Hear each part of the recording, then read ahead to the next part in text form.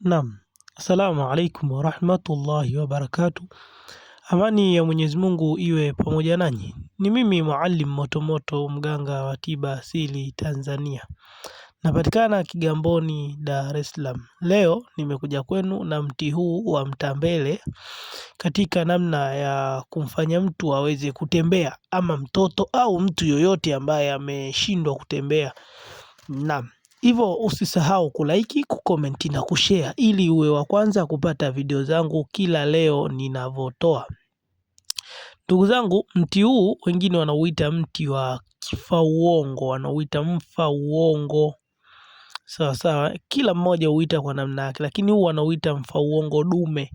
Mti huu huota kando kando za maji. Sasa unaota kando kando za maji. Tofauti ya kifauongo na mti huu, kifauongo kinatambaa. Sasa kinatambaa kifauongo, lakini ukikigusa majani yake yanasinyaa, yani yanafunga. Na huu ndo hivyo hivyo, ukiyagusa majani yake yanafunga, na ulivyo ni kama vile tu kifauongo, isipokuwa huu unanyanyuka. Huu unanyanyuka matawi, yani unapanda juu. Ila ule mfauongo unatambaa tu chini, hauwezi kunyanyuka na kuwa na miti kama hivyo, kama bakora. Hapana, ule unatambaa tu chini. Nadhani hapo utakuwa umeuelewa. Huu mti wa mtambile unatibu mambo mengi sana. Unatibu mapenzi, yani unasaidia kwenye masuala ya mapenzi na kadhalika. Lakini leo nimekuja katika swala la mtoto ambaye amefika muda wake wa kutembea, au wewe unahitaji mwanao atembee haraka sana kabla hata muda wake kufika.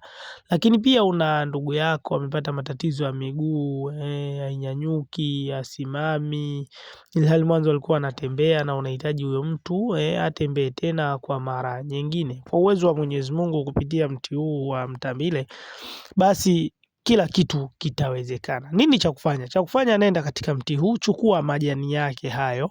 Baada ya kupata majani yake, rudi nayo nyumbani. Baada ya kurudi nayo nyumbani, yakaange kwenye chungu, upate usembe ule mweusi. Baada ya kupata usembe wake mweusi, tumia kumchanja huyo mtu katika magoti, ili fundo la goti pamoja na kile kifundo cha chini cha kutembea, unamchanja pale chembe chembe nyingi, alafu unampaka ile dawa mara moja tu. Kwa idhini yake Mwenyezi Mungu, huyo mtu hatochukua siku kadhaa, atatembea. Na kama ni mtoto ambaye alikuwa bado hajatembea, basi atatembea. Lakini ukitaka iwe na nguvu zaidi, unachukua huo unga, unachanganya kwenye maji, anakuwa anaogea mara kwa mara. Kwa idhini yake Mwenyezi Mungu, huyu mtu atatembea sana. Ndugu zangu, niseme kwamba masomo ni mengi ambayo tunatarajia tuyafundishe, na napenda mtume message hapo, ili tujue nini mnapendelea zaidi katika kuwafundisha kilichokuwa bora.